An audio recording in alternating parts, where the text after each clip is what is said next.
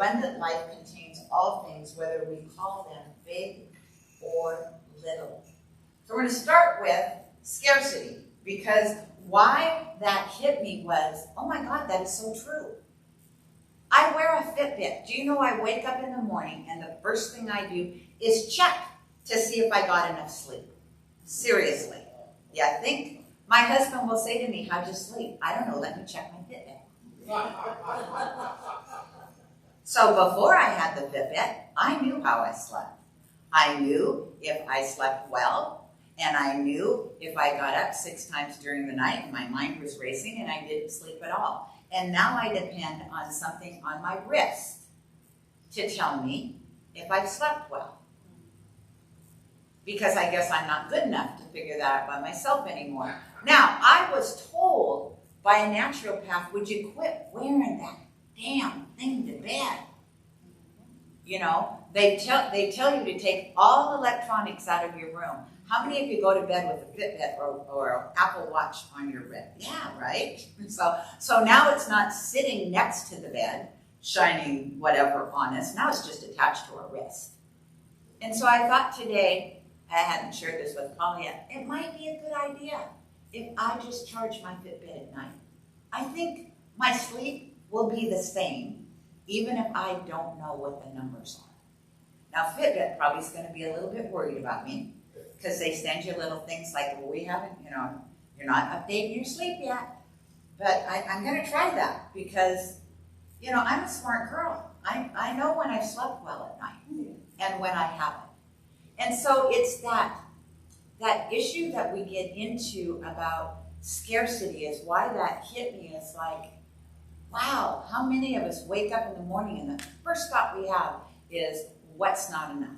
I didn't get enough sleep. Or we complain because we have to get up and go to work. And what we teach in this philosophy is our thoughts create our reality. And so how we wake up in the morning sets the tone of our day. And I let a watch set the tone of my day, for goodness sakes. How crazy is that? But we set the tone of our day, how we wake up. Do you wake up with a smile on your face? Or do you wake up and think, oh, gosh, I wish I didn't have to? Right? The truth is, if we have jobs, instead of waking up and thinking, oh, I wish I didn't have to get up today, dang that job, to wake up and think, wow, I am so grateful that I get to wake up today and be of service. Because whatever you're doing, I don't care if you're an electrician, I don't care if you're a plumber, I don't care if you're driving bus, I don't care if you're retired. When you get up in the morning, you're in service to yourself and to humanity. Because we're all connected. So you have to be in service. Everything you do is serving somebody else. Everything you do has an effect, a ripple effect on the rest of humanity. It's the butterfly effect, if you will, which is, and I forget, but it's something about a butterfly flapping its wings here and it affects something way, thank you, Jim, way over there, wherever that is. Look it up and let me know. No, I'm just kidding. But, it is that effect that we a stroke of genius. The woman that wrote that literally had a stroke. And she describes what it was like when she was in the throes, if you will, of being in the stroke. Energy, everything. She couldn't decipher her hand from the towel she was trying to grab. Because if I remember right, it happened when she was climbing out of the shower. She couldn't, when the stroke would come on, she couldn't find the buttons on her telephone because she couldn't notice the difference between her hand and the object of the phone. It was all one. And so we're all energy. And so it's really important that you wake up with a practice of gratitude. And when we get to the gratitude piece, I'll explain why I changed the verbiage on that, because that is also brilliant. I was just hit with a lot of brilliance this week. That's all I'm going to say. So sufficiency or scarcity. is to remember your thoughts are things. And so how you say or do anything is how you say or do everything, is what Jim Rohn has said. It's a quote of his. And it's true. And so I always think about when I say I'm going to do something, then I don't. And I think, how you do anything is how you do everything. So where else in your life are you not showing up? And it really is, the scarcity really is just a mindset. Now, I know we're all at different levels of sufficiency. Every single one of us. In this room, online, in the world. And yet, there's more than enough for all of us. And I truly believe that how we think about ourselves and about the world is what we attract into our lives. Because I look at my life, thank you, Karen, for that. I was going to thank you for that prayer before you blessed me with all those words. My goodness, thank you. Because when she talked about we're rebirthing ourselves all the time, are we not? Every single moment of every single day. I remember watching a movie, and I can't remember the name of it, but a doctor was talking to somebody, and they were talking about their knee and how their knee always hurt. And the knee was terrible, and the doctor looked at him and said, so which knee are you talking about? Are you talking about this knee right here now? Are you talking about the knee that's, because I guess our body regenerates and replaces itself? And I was like, well, that's fascinating. Even down to the way our body works.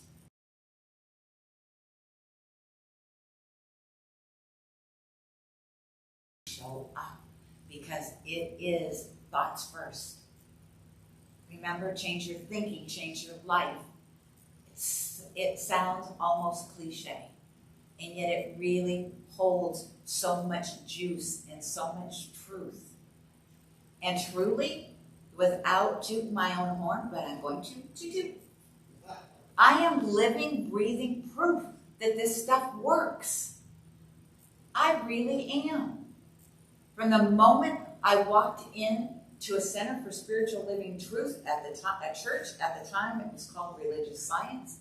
From the moment I walked in, I flipped my life. Absolutely flipped my life. Nobody did it for me. Nobody did it for me. Reverend Susie was there to be a guide. The community was there, to support me and love me up like we are here. I had to do the work. And I still have to do the work. Nobody can do that for me. If you want your life to be different, you have to show up differently. Otherwise, your life is going to look today just like it did yesterday. And that's okay. If yesterday you were like, woo, my life is great, fabulous. But if you complained about your life yesterday, I bet today you're going to find something to complain about, because that's how this works. You have to draw the line in the sand and say enough. I am more than enough. I have enough time. I get enough sleep. There are more than enough hours in the day. I was amazed, as I think probably our board of trustees, where we met with Reverend Julie Lovato, who works at headquarters, and I was introducing them, because she not only works at headquarters, she has a church. And then she went through a litany of things that she does.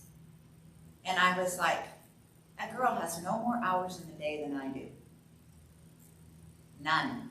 It's how we choose to spend our time. And there's nothing wrong with how you choose to spend your time. Just own it, right? Just own it. You have time. You're just choosing to spend your time the way you choose to spend your time. We all have the same amount of time. I look at the guy that did Virgin Airlines, and I'm like, how does he get all that done? Well, the man gets 4 hours of sleep a night. I would be cranky. That lights him up. One who lives meagerly. And then I am going to share the poem by Marianne Williamson. And I'm going to share the whole poem because we tend to just do the one quote. And the whole poem is fabulous. Our deepest fear is not that we are inadequate. Our deepest fear is that we are powerful beyond measure. It is our light, not our darkness, that most frightens us. We ask ourselves, who am I to be brilliant, gorgeous, talented, fabulous? Actually, who are you not to be? You are a child of God. Your playing small does not serve the world. There's nothing enlightened about shrinking so that other people won't feel insecure around you. We are all meant to shine as children do. We were born to make manifest the glory of God that is within us. It is not just in some of us, it is in everyone. And as we let our own light shine, we consciously give other people permission to do the same. As we're liberated from our fear, our presence automatically liberates others. And so fear is just that. I can't because what will people think? Or I shouldn't because nobody else has. So what? So what? You know, we look at people who succeed and first of all, we should be so grateful and lift them up with, wow, that's fabulous, instead of the, oh, well, I should have done that, or, you know, have you ever heard people say that?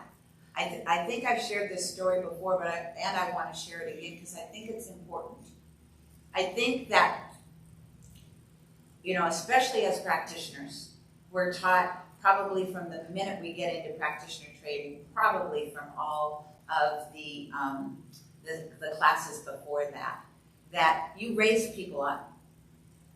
You don't say to somebody, oh, I don't want to hear that because I can't do that, or, oh, you've got too much money. You raise people up.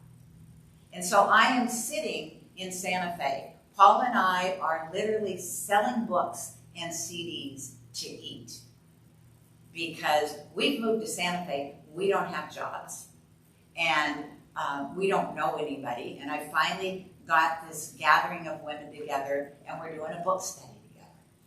And I'm really excited, and I'm going to church every Sunday. I'm doing all the work, and I know that things are going to turn out just fine. I know that. There is something innate within me that I tap into that just knows it's going to be okay. It's not necessarily going to be an easy ride, but it's going to be okay. And when you bust out, it's going to be fabulous.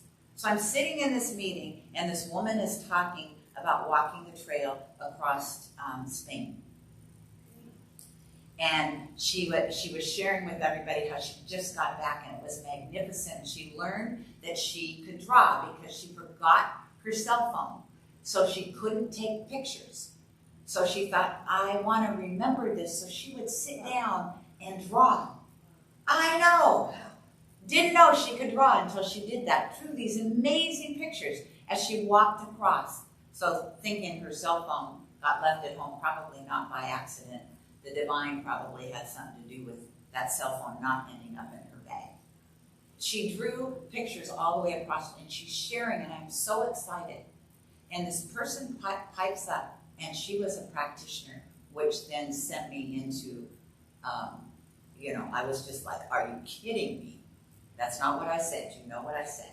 But anyway, I was not happy with her response because her response was, I get so tired of hearing about you people with money and all the things you get to do. And, wah. And I was like, whoa. And I had a practitioner sitting next to me. Now, I understand at the time, I'm a practitioner. I'm in ministerial school. I'm a practitioner. I leaned over and I said, I don't understand how people can say something like that. I don't get it. Especially practitioners. We're trained. We have gone through. We have studied. But I don't get anybody that would step all over somebody's trip like that. I just don't understand that. I said, right now, all I need or all I desire is for Paul and I to have a place to live, that we can live on my retirement check. And then anything else that happens, any other money I make will be gravy. But we had moved into a condo because we were so excited to live in Santa Fe. It was a little bit more expensive than we probably should have been living in. And she turned to me and she said, are you guys having financial difficulty? And I said, I wouldn't call it that. But we need to reduce our rent, and then we'll be fine.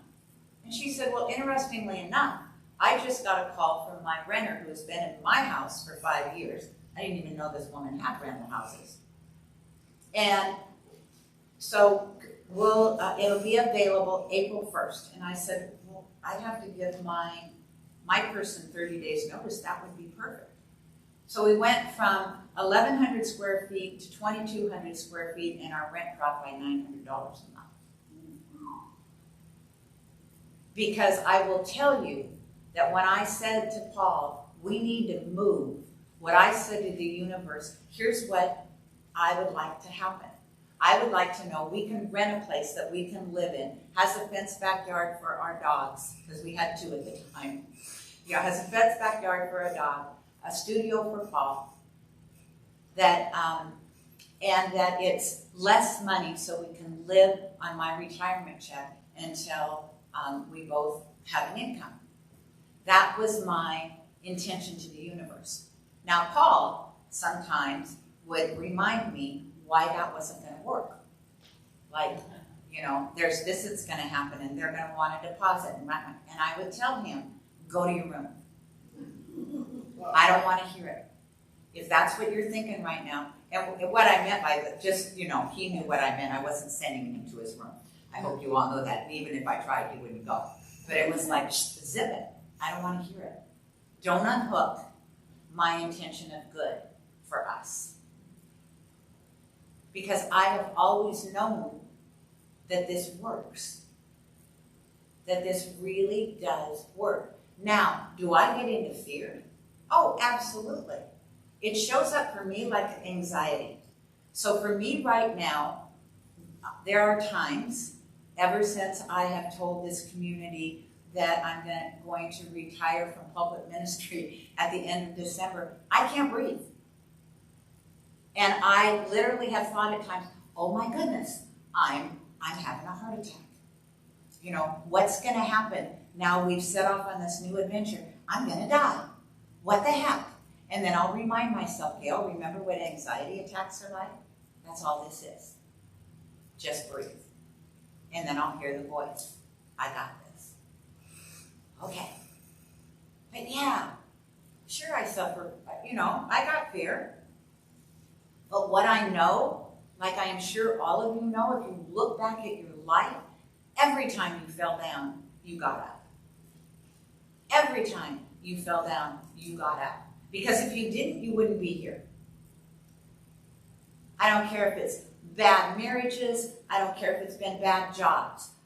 Whatever it is, you have gotten up. Because that's what we do as humans. We get up.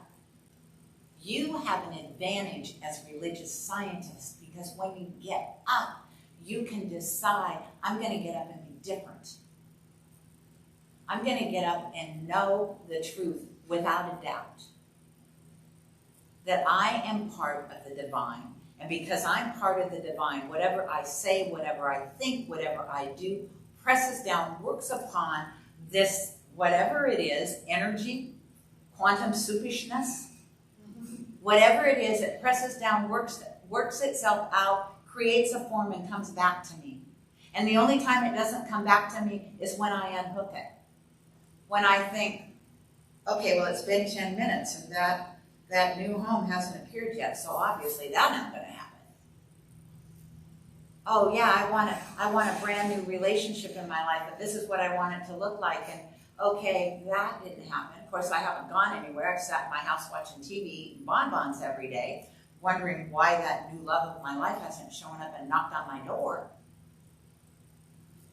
Treat and move your feet. We forget the move your feet. We are active participants in this energy, this good that is God in our life. And so fear, sure, you're going to have it. But it is that, I love that quote. Don't tell your God you have a big problem. Tell your big problem, you got a big God.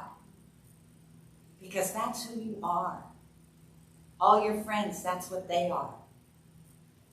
And so you gather people around you and say, pray on this. And when they do, watch the magic happen, because it does. Not necessarily in your time. It can happen a heck of a lot quicker. Which normally does happen when you really put your mind to it. It actually happens quicker than you think it should or would. So what I was going to say about gratitude is, in her book, in Brene Brown's book, The Gifts of Imperfection, she said, you know, we talk about an attitude of gratitude. She said it's not an attitude. And I thought, wow, she's right. It's not an attitude. It is a spiritual practice. And it is a practice that you should implement into your life on a daily basis if you do nothing else. And it's not, oh, I'll do 5 gratitudes in the morning and 5 gratitudes at night. It's a practice of gratitude. If it's one spiritual practice that you can do 24/7, okay, maybe not when you're asleep, but maybe so. Bring it into your dreams. But in your waking hours, everything you do, you should be grateful for. Everything that happens, you should be grateful for. Have you ever gone through a green light and said, thank you, God? Have you ever stopped at a red light and said, thank you, God? Because you don't know why you don't know why you get to go through. You don't know why that light changed. You could say, oh, it's the city, but the car in front of you went through. So just start to really engage, because the more you engage the energy of the divine, which is the truth of who you are, the more you engage that life, the more life is working with you, and you're in the flow. Instead of life seeming to work against you, which it isn't. You may work against life, it is never working against you. So gratitude is a practice. 24/7, if you will. Take time out for sleep. I intend to say something very, very grateful when I go to sleep and watch it show up in my dreams. Gratitude. Because I don't know if you're aware, and maybe I did not do it justice when I introduced this book, The Gifts of Imperfection. She wrote this book after she had a breakdown, and then in the book she'll scratch through it and say spiritual awakening.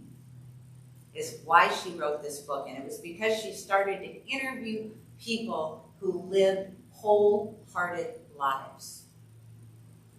And what she found about people who live wholehearted lives, every one of these guideposts is how they live their life. Every single one of them. And so they're grateful. Do they have moments where their life is like not, ooh? Of course they do. We all do. And yet they're grateful. And gratitude brings them joy. Joy. Hi, Joy. Joy is different than happiness. Happiness is an outside thing, is it not? We're happy when something happens. We're happy when we buy that new car. We love the smell of it. And what happens when we buy a new car? Eventually that smell, new car smell, goes away, right? We're not as happy when we climb into that car all of a sudden. We still like the car. But that initial happiness, that rush of something brand new. And so to be joyful is something that really is internal. It is to live these guideposts. It is a practice that I have started to implement into my life. And be joyful. I'm a choice all the time. When I look out at the world and I see chaos, I have a choice. I can step right into it and be part of it. And to me, that's not going to help anything. Or I can step back and bless everybody. Whether I agree with them or don't agree with them. Bless everybody. And do my work. Clean my sidewalk. Take care, not out of a selfish, self-centered way, but take care of what can be taken care of. And that is my thoughts, my beliefs, what I say, and what I do. I have control over that. Nobody else. And so that's guidepost number 4. Gratitude and joy. How to cultivate that in your life by letting go of scarcity and the fear of the dark. Let's pray.